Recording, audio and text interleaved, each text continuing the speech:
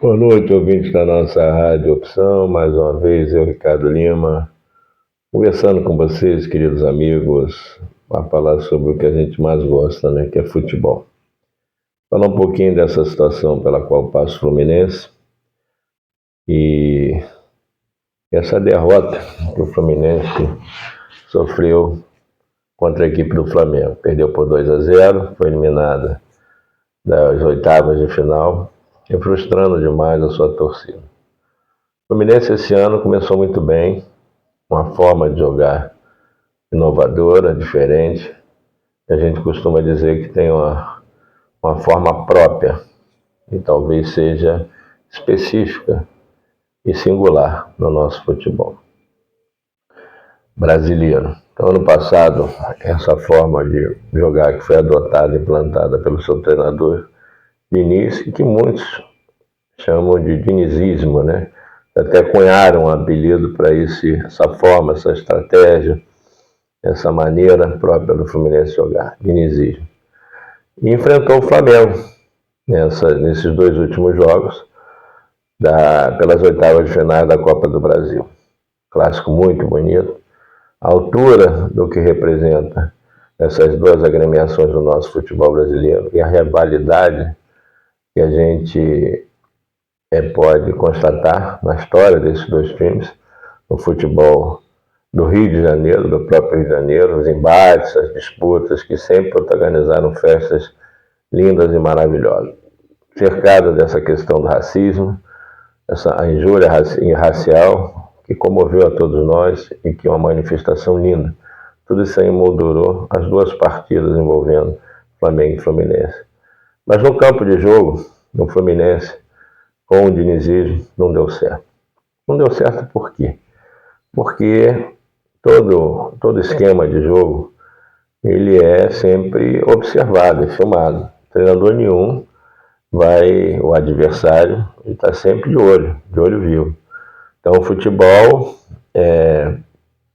quando o time vai bem, aquele esquema que lhe permite chegar ao topo, vai ser copiado por alguém. E da mesma forma, esse esquema que está dando resultado, vai procurar ser neutralizado. Então os estudos acontecem. E o São Paulo foi muito feliz jogando contra o Fluminense essas duas últimas partidas. Por quê? Porque ele montou um esquema com 3 zagueiros e fechando a movimentação do Fluminense. O Fluminense não conseguia, nessas duas partidas, chegar ao gol do Flamengo. O Fluminense teve uma dificuldade muito forte para chegar, para envolver o time do Flamengo. Porque como é que se constitui o dinizismo? O dinizismo constitui em toque de bola, não rifa a bola começa a ser tocada desde a defesa, então o goleiro é o goleiro de linha, é o goleiro que tem que saber trabalhar com os pés, bem como todo o sistema defensivo. E o Fluminense vem tocando, a bola passa ali, percorre o meio-campo, chega até o Ganso, e o jogador que tem mais ali poder de articulação, e ele começa a fazer as jogadas pelos flancos. E nos flancos, quem costuma cair é o João Aria, que é o motor desse time do Fluminense. Ele cai tanto pela direita quanto pela esquerda. Diga-se de passagem, é um jogador taticamente, tecnicamente perfeito. Qualquer clube gostaria de contar com o João Arias. Então o João Arias ele cai pelos flancos e ele recebendo, assim como também o Cano. Ele entra nos buracos vazios, né? Porque esse toque ele envolve a marcação adversária e quando menos se vê, a linha de marcação está totalmente desguarnecida, despreparada por esse toque de bola envolvente. Só que, então aí há a projeção do João Arias, pela direita, pela esquerda, há a projeção, a entrada do Cano, para chutar em diagonal, bem como aguardar o cruzamento que vem lá no segundo pau, onde ele costuma fazer seus gols, o Cano. Então essa é a maneira própria do Fluminense jogar.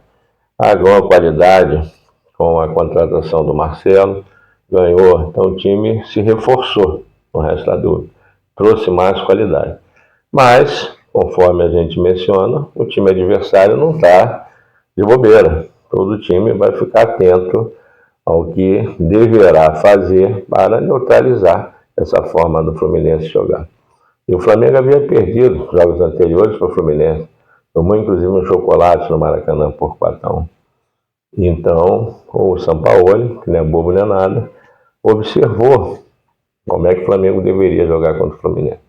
O Flamengo, costumeiramente, ele tem sempre mais posse de bola quando joga com seus adversários, porque o Flamengo tem muita técnica, muito jogador de qualidade, que faz aquele jogo de técnica, tem aquela técnica apurada, então, dessa maneira, o Flamengo consegue ter o domínio, ter mais volume de jogo nas partidas em que enfrenta os adversários do nosso futebol brasileiro. No entanto, contra o Fluminense, essa retórica de jogo ela foi totalmente diferenciada. O Fluminense que teve mais volume de jogo nesses dois embates, nesses dois jogos. Mas uma forma de jogar que não envolvia o Flamengo, porque o Flamengo postou com 3 zagueiros, Davi Luiz, Léo Pereira e Fabrício Bruno, botou na cabeça de Eric Pulgar e Thiago Maia, fechando todos os espaços. E quem estava no meio campo, quem mais com a função de articular jogadas, o Arrascaeta e o Gerson, também na medida do possível, voltando para fechar os flancos. Então, dessa maneira, o Fluminense não encontrava espaço para fazer as suas infiltrações, para permitir que o Ganso conduzisse as jogadas, articulasse as jogadas e pudesse pegar a linha do Flamengo despreparada, a linha de defesa, a última linha. Sendo assim, o Fluminense, na última partida, só teve um momento cristalino de gol, que foi pelo lado direito, no lado ali onde joga o Wesley, né? Em que o Cano recebeu uma bola e chutou essa bola, tinha até condições de fazer o gol, porque ele estava sozinho, porém foi somente isso. Tirando esse lance em que poderia resultar em gol, mais nada aconteceu. Então o Flamengo acabou saindo vitorioso por mérito. Mais uma vez, o talento individual ele fez a diferença. Um gol muito bonito da Arrascaeta e um gol do Gabigol, predestinado Gabigol. Então o Flamengo fechou o placar por 2-0, saiu vitorioso e avançou na Copa do Brasil. Então, dessa lição que a gente tem que sempre aprender da lição, né? E que o Diniz, que foi criticado, seria um termo muito pesado, seria um termo até não muito, vamos dizer assim, justo, né? Para qualificar o trabalho do Diniz, que, na minha opinião, é um excelente treinador. Mas ele tem que ter, a meu ver, modestamente falando, repertório de jogada. Ele tem que fazer o time do Fluminense funcionar no momento em que ele será neutralizado. Pois isso será uma prática comum.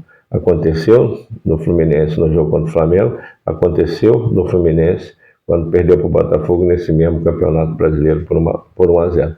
Ou seja, o Botafogo envolveu o Fluminense na marcação, envolveu o Fluminense quando chegava ao ataque e pegava a defesa desguarnecida. Porque esse esquema do Diniz, ele funciona, mas por outro lado também, em algumas situações, ele pega a defesa do Fluminense, o sistema de marcação do Fluminense desguarnecido, porque todo mundo está lá no ataque, a maioria dos jogadores está no ataque. Aqueles jogadores que vêm ali de trás, né, que jogam na volância, que jogam na marcação, na contenção, como o André, por exemplo, ele avança, quando todo o time avança em bloco, para fazer essas infiltrações. Então, de lição, eu creio que o Diniz, que é um treinador gabaritado, inteligente, ele busque em sua cartola da estratégia, da tática, alternativas para o Fluminense poder dispor de um repertório para suprir esse tipo de jogada, essa forma de jogar tradicional que ele procura propor nas partidas e sobrepôs em muitas partidas aos adversários, mas que hoje já está sendo um verso decantado e conhecido pelos adversários. É isso aí, queridos ouvintes da nossa rádio Opção. Boa tarde, bom dia, fiquem com Deus e mais uma vez um conteúdo meu de Ricardo Lima, mandando aquele alô especial para o nosso querido irmão, nosso condutor da Rádio Opção, que é ele, Marcelo Melo. Bom dia, Rio. Bom dia, Brasil. Fiquem com Deus, amigos da Rádio Opção.